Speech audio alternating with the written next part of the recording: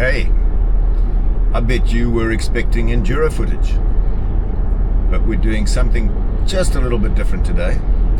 The beginning of a brand new adventure, and I'm hoping to take you along. So it's a big day indeed. I'm off to the racetrack. I'm going to be testing for the first time a GR Corolla. But it's even more than that. I'm going to be racing it for the whole year. I've been selected as one of the competitors in the Toyota Gazoo Racing GR Cup Media Challenge. It's an awfully big mouthful. Got some special people overtaking a solid white line with oncoming traffic and no gap in front of me, but that's just South Africa on an average day, people. The first mission is to actually get to the racetrack. But having sorted that, we're going to be testing the vehicle for the first time. I'm super excited to be going back to my motorsport roots, driving a race car for the first time in, it's scary to say this, a quarter of a century. So we're going to learn a lot. I'm hoping there's not too much rust on the old chassis and that we cope and that we give a good account of ourselves. I'm going to give you a lot more detail about the series, the event, why I'm there, take you along on the ride. But yeah, I couldn't quite wait to get to the track just to tell you all about it. So stick around. We'll be showing you as much footage as we can. I'm not sure what we can and can't shoot on the day. I'm not sure exactly which car I'm going to be driving, but we're going to find all of that out during the course of the day, and if ever I can shoot any footage, I'll do that. Make sure I capture it here for you. Look at these lovely outsurance people.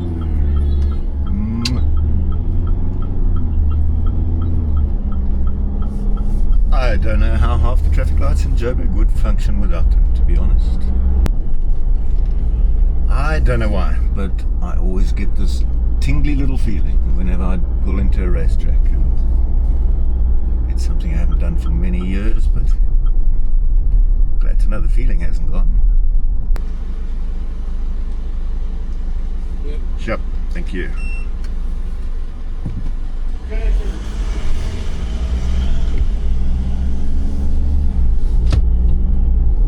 It's going to be a day of small wins. We're going to tick off boxes as we go and little increments and getting through security. Tick. So far today has been a complete success.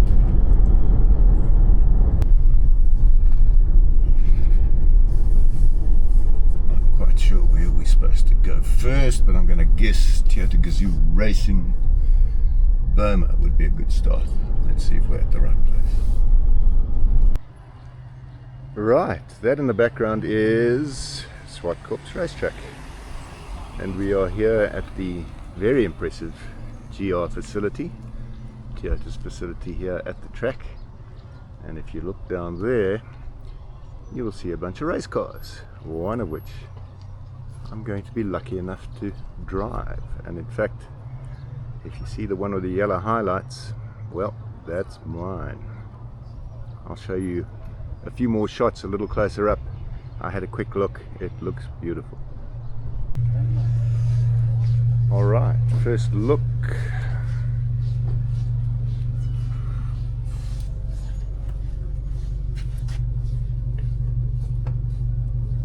Putting the final polish and final touches on it.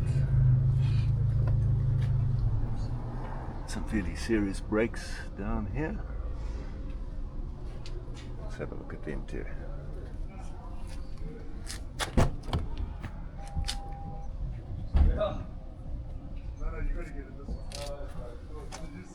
Right.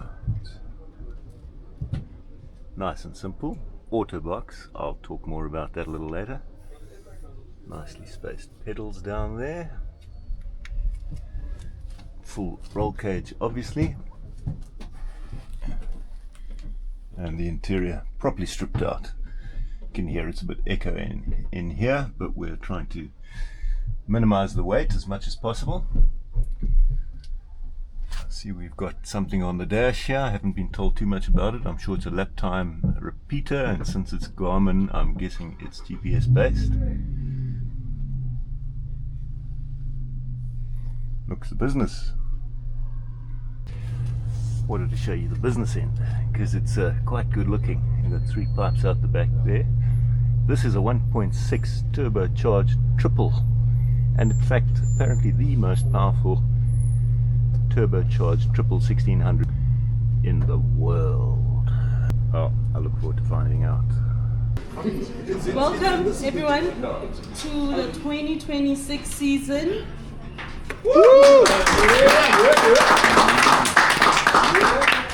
I see a lot of nervous faces this morning, except for one. So without wasting any further time, I will then hand over to Leroy, and then Leroy will then hand over to Paul to just give you a rundown of the season, and just let you know what you can expect.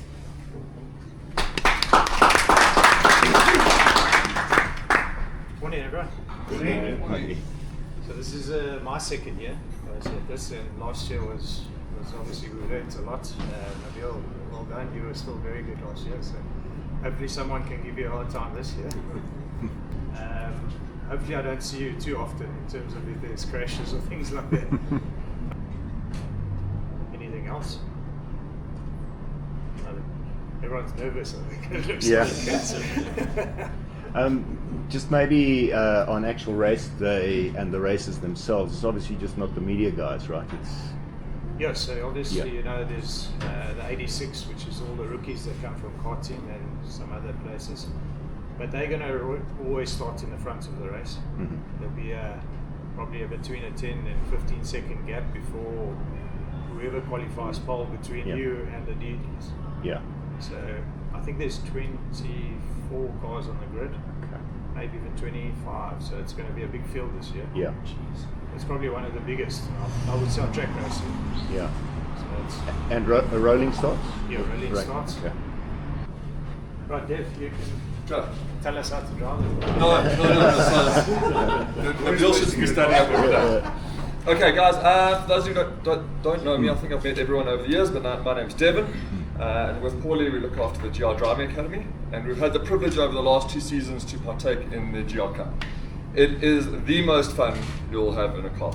The cars are all the same, the camaraderie between the group is amazing, the teamwork, you know, the theories that come out about how to find speed and things like that is always interesting, but it's good fun. It really, really is good fun. I promise you, just be excited. More than anything else, don't worry about the nerves. Once the lights go out, you can have all the plans you want, but all those plans go straight out the window. I was chatting to Craig this morning about a list that he had made, and I know that list is going to be forgotten in about 2 weeks' time. Nice and easy. First race at Killarney, then we hit Red Star for the first time, replacing Kyalami. Red Star is clockwise. So despite what they say on the website, it is clockwise. We have confirmed that with Red Star itself. We then head to Zwarkops for the first time of the year, then to Aldo, then to East London, my favourite circuit. I think we'll also enjoy that circuit. Now East London will have a separate briefing before we make our way out there, because it is quite an interesting circuit, but lots and lots of fun. We head then back to Killarney and we finish back off here at Zwarkops in October. Zwarkops and our circuit coming back here twice in the year. Now we're going to get to vehicle setup. So you get into these cars, they have a whole lot of buttons and a whole lot of technology, and we want to know what to do and when to do it. If any one of these modes are set up incorrectly, that is not what's costing you the time. So if you are 3 seconds off the pace, it's not because the car's in track mode and not normal mode. Okay, the time, majority of the time, is where? It's you. Okay, it's you. So we often get guys coming to us and going, oh, well, you're running in that mode, that's why. And it's like, yeah, it can kind of help and assist, but the biggest gains in time is you as a driver. Manual and auto. So your car's are automatic, but you've obviously got a manual mode. Experiment how you would like to utilize that. If you'd like to use the paddle shift, or if you'd like to leave it in automatic. What I found works quite well, and Nabil could probably elaborate a bit more on this, spending a lot of time in the car, is downshift on the paddles, upshift, leave it in, let it do its own thing on upshift. Now guys, this sounds like obvious stuff. The first time you get into the car, you're going to be nervous. My first time in the car, when we did our first race, I strapped in, I was like, cool, ready to go, and I look at my gloves, they're out of reach. Can't get my gloves on. It happened to me more than once, so I didn't really learn. But it's just the nerves will get you. Garmin Catalyst. Each vehicle has a Garmin Catalyst. For those of you that have not utilized it, it is a great tool from Garmin.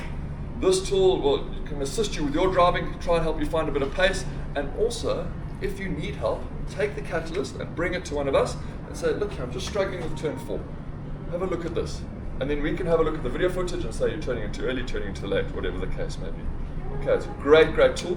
Spend some time understanding the Garmin Catalyst, pushing buttons in there and seeing how deep you can actually dive into the hole. On the note of East London with rain, we continue.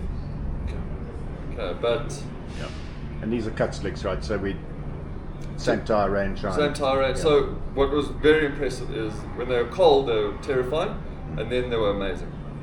Amazing, amazing, amazing.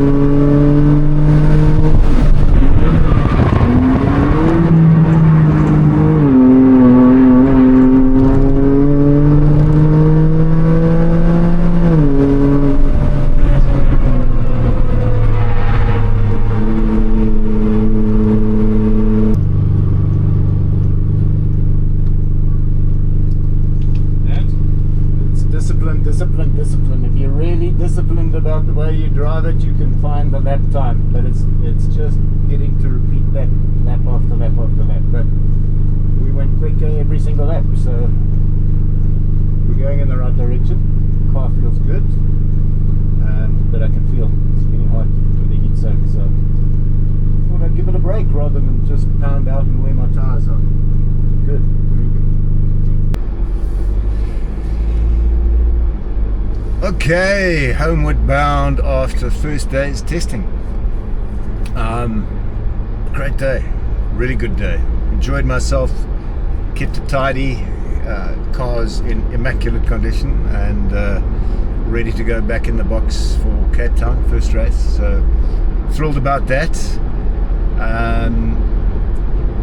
Yeah, the sessions were really intense. I'd forgotten what it's like to be strapped up in a race car and wearing all the kit and the roll cage, and it's hot as Hades in there, but very cool. I found some comfort. We got one or two tweaks to do with the seat just to get it just right. The car's not in its final form yet. We're going to have slightly stiffer suspension, slightly bigger, more powerful brakes on the car. But as a base, we drove it in pretty much stock form, and if you don't know what car it is, it's a Toyota Corolla GR4. So that's 221 kilowatts, 400 newton meters of torque, four-wheel drive, dip front and rear, some very clever driving modes. It's really a very capable car and trackable straight away off the dealership floor. Really fun to drive, enjoyed it immensely. And in fact, the only changes we need to make for the race series are just to help it with a little bit of cooling and take a little bit of the softness out of the suspension. Otherwise, it's bone stock. It's very neutral, very forgiving. At the limit, it sort of telegraphs what's happening. It progresses into understeer. So it's a safe car. You don't feel like you're ever really stepping out of the zone whilst you're driving it. So very cool, very impressed with it. And my sessions themselves, the first one was a bit wild and woolly. Had to knock a lot of rust off. I had forgotten how precise you need to be, how consistent you need to be, and most importantly how disciplined you need to be whilst driving. Somewhere in the back of your mind you tense up and you start charging at corners and trying to go hard, trying to chase lap time, and that just doesn't get rewarded. You've got to be disciplined, you've got to hit the same markers, you've got to turn the car in, get it settled first. But we had a nice progression in the first session. Second session went even better. We just slowly chipped away and got better and better, and I got to what I thought was a pretty reasonable lap time, certainly matched sort of the goal I'd set for myself early on. And then went back, had a think about it. You get a lovely Garmin computer in the car that checks your laps, and you can overlay one lap on the other, and you can start finding where to go quicker. So I used that a bit, and found those areas where I was inconsistent or maybe a little late on the brakes, and showing me that I needed to get on the throttle earlier in a few places. And then we built up really nicely in the third session, got to a very respectable lap time. I'm very happy with it. I'm not going to quote it because it's kind of meaningless. The car isn't in its final set, but if you'd offered me that lap time before the day started, I would have snapped your handle for it. So very happy with that. And then we drove on the tyres that I'm going to race on in Cape Town, and I just didn't feel the need to start hammering the car any further. It's in great nick. Put it in the box, do the little tweaks we're going to do, and we'll be ready for Cape Town. So thrilled, good day. I'd made a list of things I want to achieve today, ticked every one of them. So I'm old enough and been around long enough to know not every day is a good day. Today was a good day, so we're very happy. We're gonna celebrate it and look forward to Cape Town. I look forward to you coming on the journey with me. This is going to be fun. We'll chat again soon. Cheers.